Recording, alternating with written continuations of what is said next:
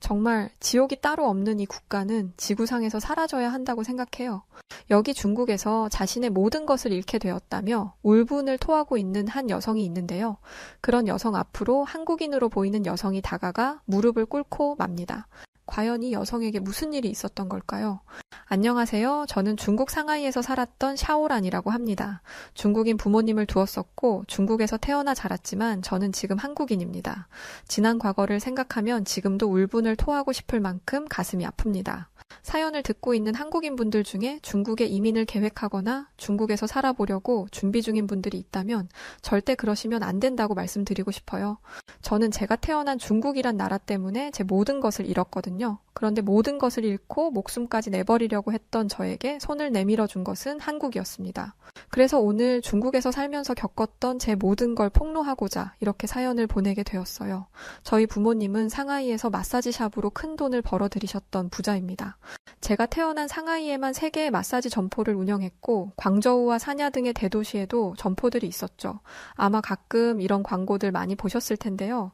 중국의 전통 마사지 기법과 전통 의료 방법으로 휴양과 휴식을 취하거나 건강과 웰빙을 개선하는 데 탁월하지만 엄청나게 저렴한 비용으로 이 모든 걸 누릴 수 있다는 광고 말이죠.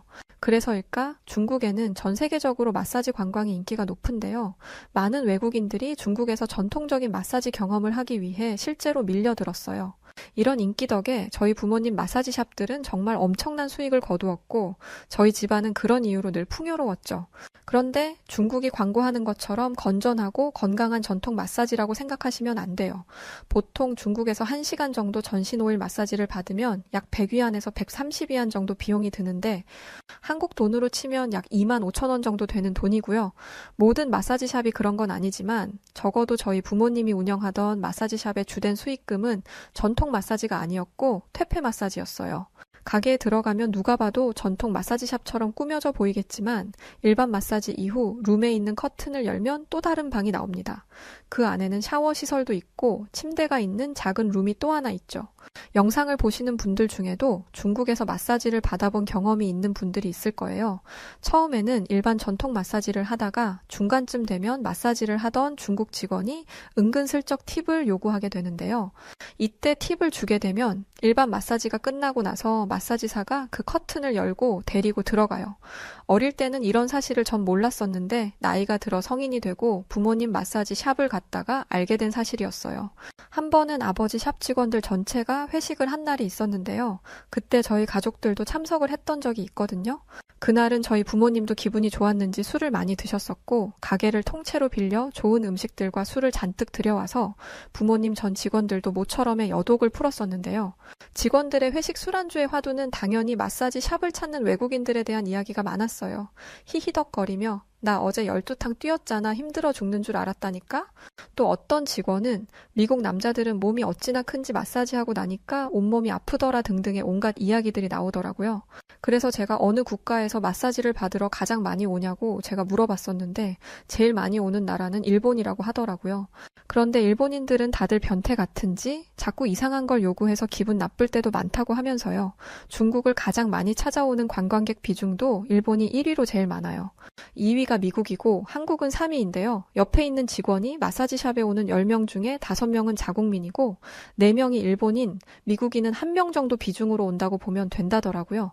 그러면서 가끔 한국인들도 오지만 흔히 보기는 어렵다며 말하고 있었는데 또 다른 직원이 그 말을 끊더니 한국인들이 무슨 돈이 있어서 마사지를 받으러 오겠냐면서 마사지 샵에 와도 나는 가난해서 팁 줄 돈도 없지 싶어 요구 자체도 안 한다더군요.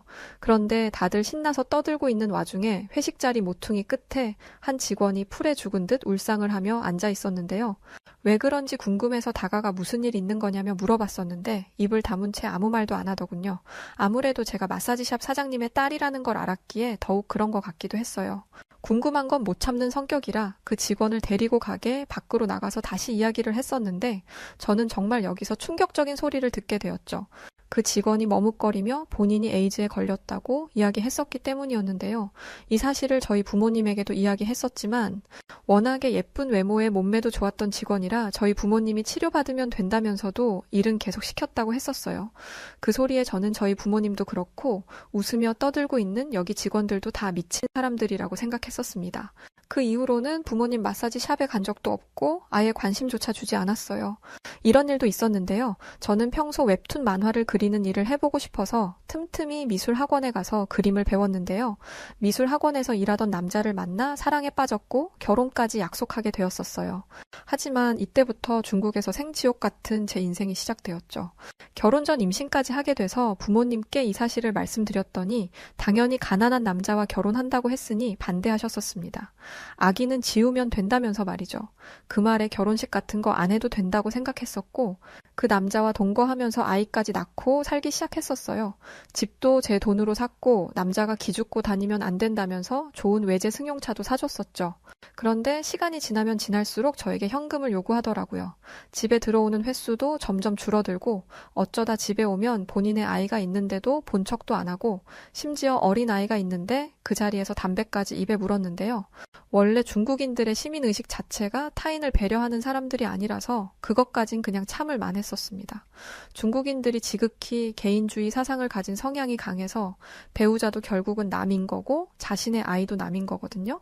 그렇게 가끔 집에 오면 뭘 해야 한다 어쩐다 하면서 저에겐 돈만 요구만 해대길래 저는 이렇게 이야기했어요.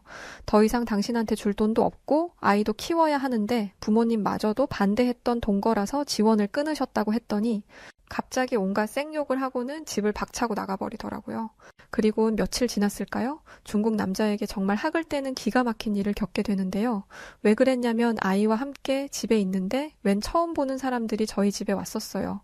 그 사람들은 대뜸 저와 아이를 보더니 아이 아빠가 집을 팔아서 자신들이 이 집을 샀다는 이야기를 했던 거예요. 얼마나 황당했던지 그때 생각하면 지금도 손이 떨릴 정도였어요. 그 중국 남자는 사랑이라는 말 하나로 자신의 사리사욕을 다 채우기에만 바빴던 거죠. 어쩔 수 없이 아이를 데리고 부모님이 있는 집으로 들어가게 되었습니다. 하지만 부모님은 자신들의 손자를 봤음에도 본체만체 했었고 저에게도 낯선 사람 보듯 차갑게 대하셨어요. 그리고는 어떠한 경제적 지원도 하지 않으셨는데요. 그런 제가 안쓰러웠는지 어머니가 저에게 작은 가게라도 차려줄 테니 그거라도 하면서 먹고 살라고 하더라고요. 그래서 저는 꼬치를 파는 작은 가게를 차렸는데 꼬치가 타지 않게 구워야 하다 보니 화로불에서 시선을 뗄 수가 없었어요. 손님을 응대하는 것도 버거웠습니다. 아직 4살밖에 되지 않았던 아이를 데리고 꼬치 가게를 오가며 열심히 살았어요. 저에게 비극이 올 거라는 것도 모른 채 말이죠. 장사를 하는 동안 분명 가게 안에서 휴대폰을 보던 저희 아이가 보이지 않았었어요. 아이가 없어진 걸 알고는 너무 놀라 가게 밖으로 뛰쳐나가 아이를 찾았는데 어디에도 아이는 보이지 않았죠. 온 동네를 몇 날 며칠 찾아다녔지만 저는 저의 아이를 찾을 수 없었습니다. 아이를 다시 만나게 된 건 정확히 9일이 지나서였어요. 다시 만난 저의 아이는 싸늘한 시체였습니다.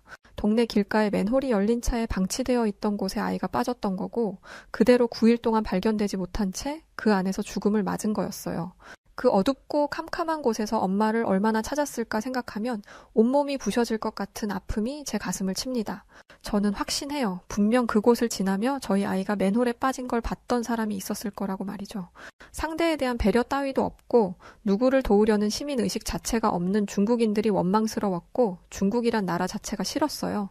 더 황당하고 기가 찬 건 저희 부모님이었는데요. 그래도 자신들의 손자인데 손자의 죽음에도 아랑곳하지 않고 슬픔에 빠져 지내던 저에게 아버지는 충격적인 말까지 하더라고요.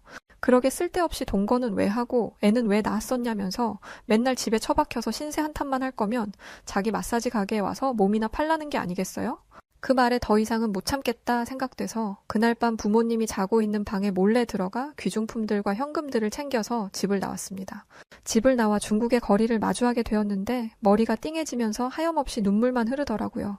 그 자리에 주저앉아 얼마나 울었었는지 기억도 안 날 정도로 소리내어 울었습니다. 그때였어요. 주저앉아 울고 있던 제 앞에 누군가 무릎을 꿇고 앉아 저에게 손수건을 건넸었는데요. 그러면서 저에게 괜찮으세요? 라고 물으시며 제 어깨를 토닥여 줬었어요. 얼굴을 보니 20대 초반으로 보이는 젊은 여성이었는데 하얀 피부에 얼굴도 예쁜 아가씨였습니다. 타인의 슬픔에 괜찮냐면서 토닥여 주었던 그 아가씨는 한국인이었어요. 저 역시 속으로 당연히 중국인일 리 없다고 생각했었고요. 가족도 남으로 생각해버리는 습성을 가진 중국인이 이렇게 울고 있는 타인에게 손수건을 건네는 일은 상상도 못할 일이니까요. 이 한국인 아가씨는 한국에서 피아노를 치는 음악가였는데 문화 교류를 위한 작은 콘서트 행사가 있었고 공연을 위해 중국을 방문했었다고 했었어요. 누구에게도 털어놓고 이야기할 곳 없던 저는 오랜만에 느끼는 무한한 따뜻한 마음에 저도 모르게 저의 이야기를 모두 털어놓게 되었는데요. 저의 이야기를 들었던 한국인 아가씨는 괜찮다면 저와 함께 한국을 가보면 어떻겠냐는 제안을 했었어요. 저는 중국에서 태어난 중국인이었지만 중국이라면 치가 떨릴 정도로 싫었기에 한국인 아가씨의 제안에 두말 없이 좋다면서 중국을 떠나고 싶다고 이야기했었고, 그렇게 저는 제 인생을 박살낸 중국을 떠나 한국으로 향하게 되었습니다. 도착한 한국의 인천공항은 중국에서는 느껴보지 못했던 질서 정연함이 느껴지는 멋진 공항이었어요. 중국의 공항은 근처에만 가도 벌써 욕설을 하며 싸우고 떠나가라 고함을 질러대는 중국인들과 공항 로비에서 이것저것 얼마나 주워 먹는지 공항 바닥에 먹다 남은 과자들과 쓰레기들이 나돌았고 난장을 피는 중국인들도 많이 있는데요. 한국은 공항 내부에서 은은하게 들리는 클래식 소리와 너무 좋아 보이는 사람들의 친근하면서 나지막한 작은 대화 소리가 다였어요. 공항에는 젊은 한국인 아가씨의 부모님으로 보이는 분들이 마중을 나와 있었고 저의 이야기를 부모님에게 전화로 했었는지 한국인 중년 부부분들은 이미 저를 알고 있더라고요. 저를 보더니 한국인 아가씨의 어머니로 보이는 분이 다가와서는 안아주었는데요. 마음고생 많이 했다면서 자신의 집으로 가자고 이야기해 주셨었습니다. 그분의 품에 안겼을 때 절 낳아주었던 부모님에게서도 느끼지 못했던 온화하고 시간이 멈춘 듯한 기분을 느꼈었어요. 저에게 한국에 가자고 이야기해 주었던 한국인 젊은 여성의 이름은 이민정이라는 예쁜 아가씨였어요. 민정 씨의 집으로 가는 차 안에서 한국의 도시를 가만히 바라보게 되었는데요. 제가 태어난 나라도 아니고 단 한 번도 와보지 않았던 다른 나라였는데 한국의 거리와 도시를 보면서 왜 주책맞게 계속 눈물이 나는지 모르겠더라고요. 차 안에서 훌쩍거리면서 창문을 바라보고 있던 저의 손을 옆에 있던 민정 씨가 꼭 감싸주면서 아무 말 하지 않고 함께 창문을 바라봐 주었어요. 그날 밤 민정 씨의 집에서 맛있는 한국식 저녁 식사를 하고 많은 이야기를 나누었는데요. 민정 씨가 중국어를 제법 할 줄 알았던 터에 부모님과의 소통에도 큰 문제 없이 이야기를 할 수 있었습니다. 민정 씨에게는 친언니가 있었다고 하더라고요. 하지만 2년 전 교통사고로 세상을 떠났고 아직 그 빈자리와 슬픔에 민정 씨 부모님 분들도 민정 씨도 마음이 아물지 않았다는 걸 느낄 수 있었어요. 그 이야기를 듣고 나니 세상을 떠난 제 아이가 생각나서 저도 민정 씨 가족도 눈시울을 붉혀야 했었습니다. 민정 씨 부모님은 당장 지낼 곳이 없을 테니 필요한 만큼 자신들의 집에서 지내도 좋다고 이야기해 주셨는데요.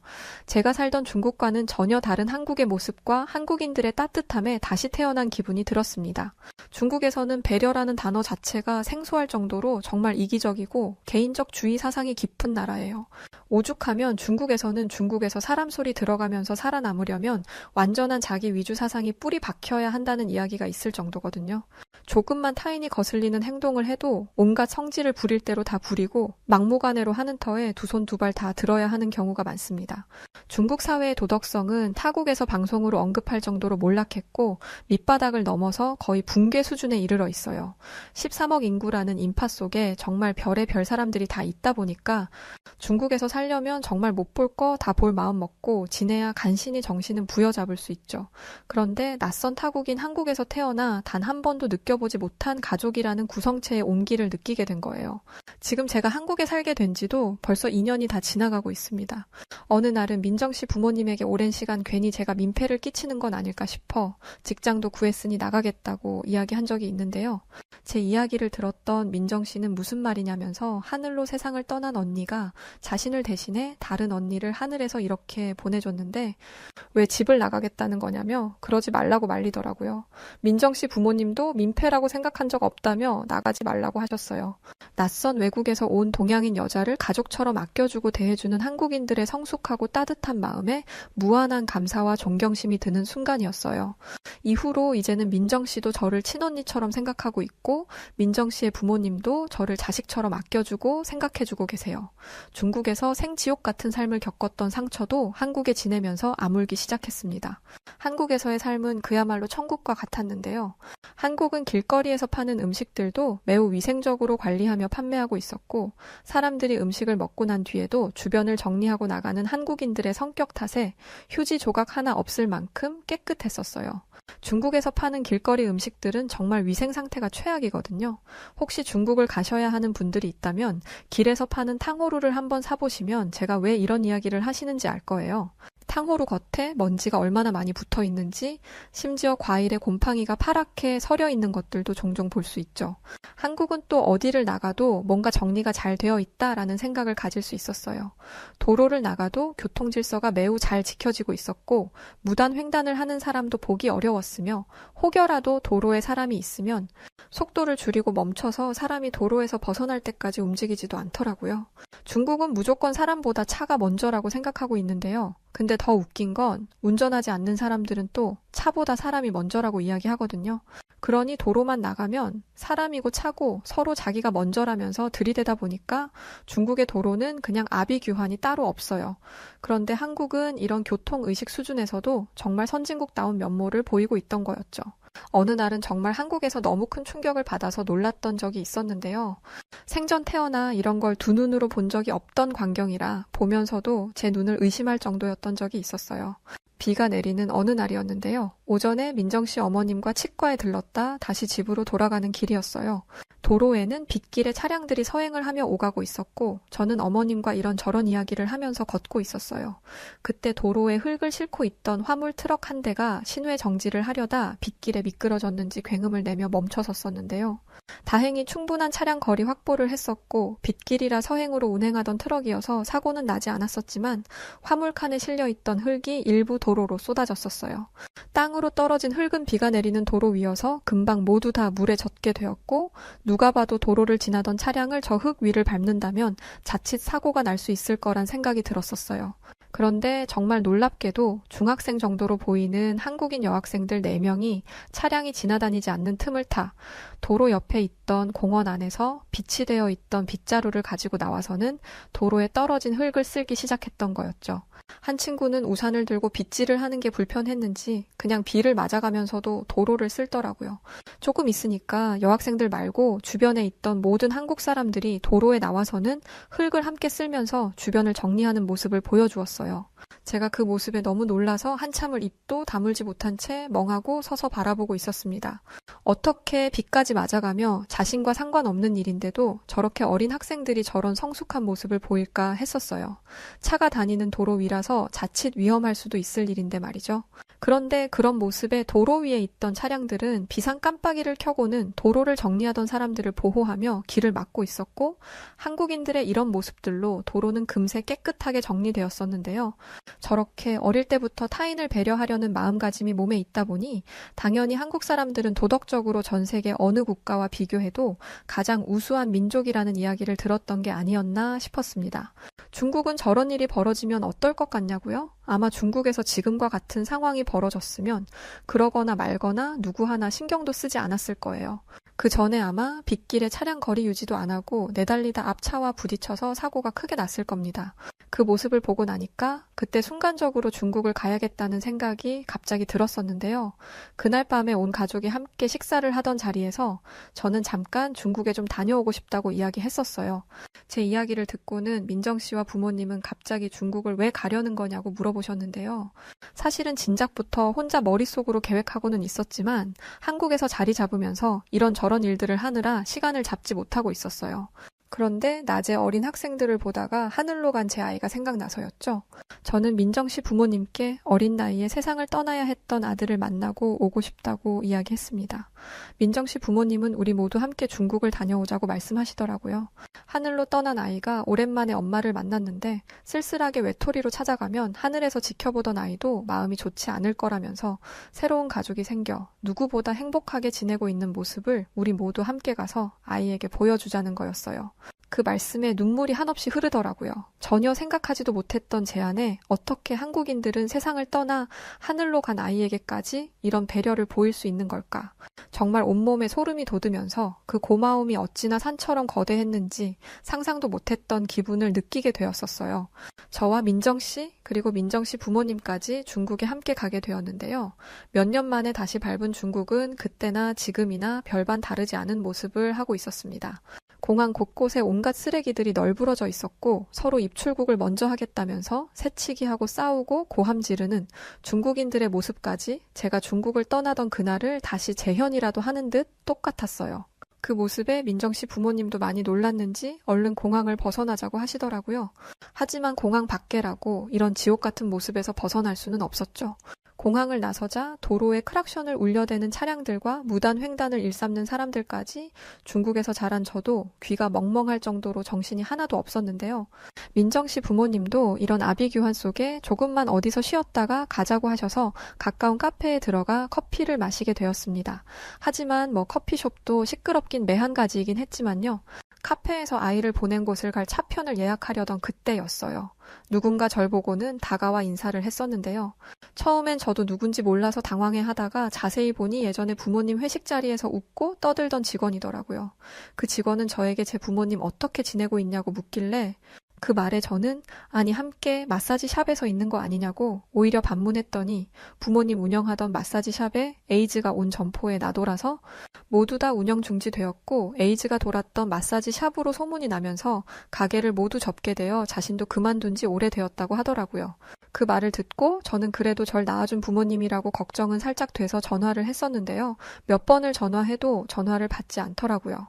그 모습에 민정씨 부모님은 그러지 말고 전에 부모님이 사셨던 집에 함께 같이 가보자고 하셨었고 저희는 그렇게 예전에 제가 지냈던 부모님 집으로 가게 되었었는데요. 하지만 도착한 집에서 저희는 부모님 대신 낯선 사람들은 만날 수 있었고 이미 오래전에 그 집은 팔려서 주인이 바뀌었고 전에 살았던 저의 부모님의 행방도 알 수 없다는 이야기를 전해 들을 수 있었어요. 그 이후로도 지금까지 절 낳아준 부모님과 연락이 닿지 않고 있고 저도 일부러 찾으려 애쓰지 않았습니다.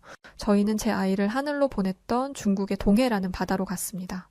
중국의 동해는 제가 지냈던 상하이에서도 400km나 떨어져 있는 먼 곳이었는데요. 최대한 아이와 함께 지냈던 곳에서 일부러 먼 곳으로 가서 아이를 보냈기 때문이었어요. 아무도 저희 아이에게 손을 내밀어 주지 않았던 그 동네와 그 중국 사람들을 기억하지 말라는 생각에서였기 때문이에요.